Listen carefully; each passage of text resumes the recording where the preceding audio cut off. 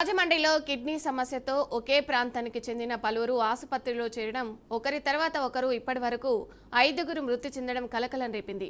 ఫిబ్రవరి 15 నుంచి 14 మంది ఆసుపత్రిలో చేరగా వారిలో ఎక్కువ మంది 60 ఏళ్లు పైబడిన వారు, 5 నెలల శిశువు, 3 ఏళ్ల బాలుడు ఉన్నారు.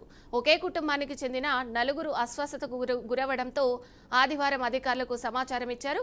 అయితే ఆసుపత్రిలో చేరిన వారందరికీ ఒకే వ్యక్తి పాలు సరఫరా చేస్తుండటంతో అనారోగ్యానికి కల్తీ పాలు కారణమై ఉంటాయన్న అనుమానం రేకెత్తింది. ఇక శివరాత్రి రోజున పాలు, పెరుగు చేదుగా అనిపించాయని చెప్పడంతో పోలీసులు పాల వ్యాపారి గణేష్ కూడా అదుపులోకి తీసుకొని విచారిస్తున్నారు. బాధితులు బ్లడ్, యూరిన్ శాంపిల్స్ ను కూడా టాక్సికాలజీ పరీక్షలకు పంపగా రిపోర్ట్స్ రావాల్సింది. ఇక ఇదే అంశంపై మాట్లాడడానికి మనతో పాటు ప్రభుత్వ వైద్యురాలు కీర్తిప్రియ లైవ్ లో అందుబాటులో ఉన్నారు. కీర్తిప్రియ గారు, దీనిపై అసలు ఏం చెప్తారు? అయితే ఏదైతే ఇంతమంది బాధితులు అవుతున్నారు, దీనిపై మీరేం చెప్తారు? అప్డేట్స్ ఏంటండి? చాలా మంది పిల్లలు నిన్న రాజమండ్రి హాస్పిటల్లోని పరీక్షలు చేయించుకున్నారండి. వాళ్ళకి యూరిన్ అవ్వట్లేదు అని చెప్పి తీసుకుని వచ్చారంట. ఇంకా కలెక్టర్ గారు లైన్ లోకి వచ్చి మిగతా వాళ్ళందరూ కలిసి పరీక్షలు చేయగా తెలిసింది ఏంటంటే అందరూ ఒకే దగ్గర పాల కేంద్రం నుంచి పాలు తీసుకోవడం వల్ల వాళ్ళ కిడ్నీ అనే దాంట్లో ఉండే కెమికల్స్, టాక్సిన్స్ వల్ల కిడ్నీ అనేది కొంచెం డ్యామేజ్ అయ్యి దాని వల్ల యూరిన్ అనేది బయటకు రావడం ఆగిపోయింది కంప్లీట్ గా. దాని వల్ల పిల్లలకి చాలా ప్రమాదం అండి. పట్టు పొంగిపోతుంది, వాంతులు అవ్వచ్చు, ప్రాణాపాయ పరిస్థితికి వెళ్ళొచ్చు. ఇలాంటి పిల్లలకి ఇంకా ఎక్కువగా ఉంటే కనుక కొంతమందికి డయాలసిస్ కూడా అవసరం పడొచ్చండి. చేసిన అందరూ కూడా చనిపిల్లలు ఉన్న వాళ్ళందరూ కూడా చాలా జాగ్రత్తగా ఉండాలి. బయట పాలు అనేది ఆర్టిఫిషియల్ గా తయారు చేస్తున్నారు. మనకి కడుపు లాంటి నొరగ రావడానికి, అలాగే చిక్కగా ఉండడానికి కొన్ని కెమికల్స్ ని కలిపేసి ఆర్టిఫిషియల్ గా పాలు తయారు చేయడం జరుగుతుంది. సో అలాంటివి అందరూ కూడా జాగ్రత్తగా ఉండి ఎక్కడి నుంచి తీసుకుంటున్నాము, ఎలాంటి తీసుకుంటున్నాము అనేది జాగ్రత్తగా చూసుకొని తీసుకోవాల్సింది కోరుకుంటున్నాను. దీని వల్ల అందరికి అలాగే పాలనే కాకుండా ఫ్రూట్స్, వెజిటబుల్స్ అన్నింటినీ కూడాను ప్రిజర్వేటివ్స్ యాడ్ చేస్తున్నారు. టాక్సిన్స్, మందులు బాగా ఎక్కువగా వాడుతున్నారు. కాబట్టి అందరికీ శుభ్రంగా క్లీన్ గా ఉంచుకొని శుభ్రంగా కడిగి అందరు చంటి పిల్లలకి జాగ్రత్తగా పెట్టవలసింది కోరుకుంటున్నాను. అంటే మనం రాకుండా చూసుకోవచ్చు, వచ్చిన తర్వాత ఇలా పరుగులు తీసే కంటే రాకుండానే అందరూ కూడా జాగ్రత్తగా ఉండాలండి. ఎందుకంటే వాళ్ళ కిడ్నీ అనేది డ్యామేజ్ అయితే డయాలసిస్ వరకు వెళ్ళిందంటే ఇంకా వాళ్ళ ప్రాణానికే ప్రమాదం.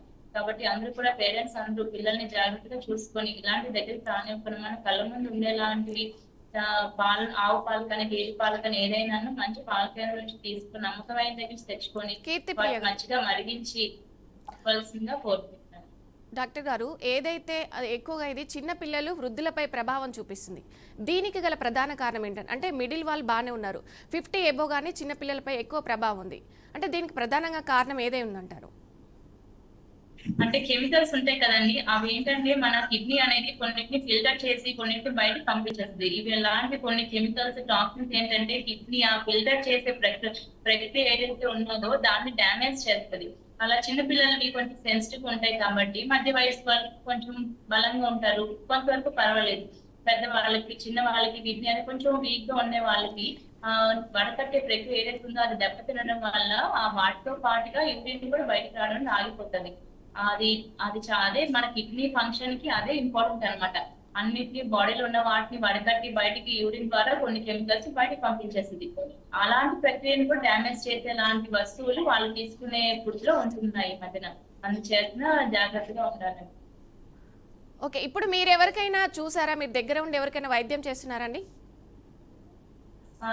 ఈ రోజైతే ఎవరు రాలేదు. నేను ఈ మధ్య కాలంలో కూడా ఇంతవరకు ఎవరు అలాంటి లక్షణాలతో రాలేదు. ఓకే, థ్యాంక్ యూ అండి, thanks for the. Kakinada BBH రాజమండ్రిలో కూడా మనకి శాంక్షన్ పోస్టులు ఇవన్నీ కూడా ఇప్పుడు ఇవ్వడం జరిగింది. సో డాక్టర్స్ కూడా పనిచేస్తున్నారు. ఎక్కడైనా మనము వీ కెన్ అడ్మిట్. ఈ విషయంలో ఈ కేసుకి సంబంధించి మీరు అడిగిన క్వశ్చన్ ప్రస్తుతానికి ఇప్పుడు మనకి నలుగురు మరణాలు, 4 మరణాలు జరిగింది.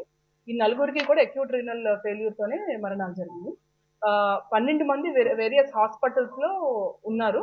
నలుగురు పేర్లు కూడా తాడి రమణి, తాడి కృష్ణవేణి గారు, రాధా కృష్ణమూర్తి గారు అండ్ శేషగిరి రావు గారు. సో నలుగురు కూడా వేరియస్ డిఫరెంట్ డేట్స్ జాయిన్ అయ్యారు. ఒకళ్ళు 17వ తారీఖు, 18వ తారీఖు, కొంతమంది 19వ తారీఖు అలా జాయిన్ అయ్యారు. అందరూ కూడా మనకు నిన్నటి నుంచి కూడా ఈ మరణాలు మనం చూడడం జరిగింది. సో సీఎం గారు కూడా దీని మీద నిన్న మాతో రివ్యూ చేయడం జరిగింది. అండ్ స్టేట్ టీమ్ కూడా ఇక్కడ ఉన్నారు, ఇప్పుడు ఎక్స్పర్ట్స్ ఉన్నారు. మా వైపు నుంచి విన్నపం ఏంటి అంటే ఎవరైతే పాలు కన్జ్యూమ్ చేశారో సడన్ ఆన్సెట్ ఆఫ్ సిమ్టమ్స్ ఏమైనా ఎలాగా ఎవ్రీడే సర్వేలెన్స్ మేము చేస్తూ ఉంటాము. సడన్ ఆన్సెట్ ఆఫ్ సిమ్టమ్స్ ఏమైనా వస్తే మనం కేర్ఫుల్ గా వాచ్ చేయడము. రెండోది ఇది కమ్యూనికబుల్ డిసీజ్ కాదు, ఇది వాటర్ వల్ల లేదంటే వేరే సమస్య వల్ల వచ్చింది కాదు కాబట్టి అందరూ ప్రజల్లో భయాందోళన చెందకుండా ఉండడానికి మీ ద్వారా ఇప్పుడు ప్రతి ఇంటికి కూడా వెళ్ళి బ్లడ్ శాంపిల్స్ తీసుకుంటున్నాం. సో ఆ బ్లడ్ శాంపిల్ రిజల్ట్ బట్టి మనకు తెలిసిపోతుంది. లేదు ఇంకా సిమ్టమ్స్ ఎవరికైనా డెవలప్ అయినాయి అన్నా సరే we will immediately take care of them. GGH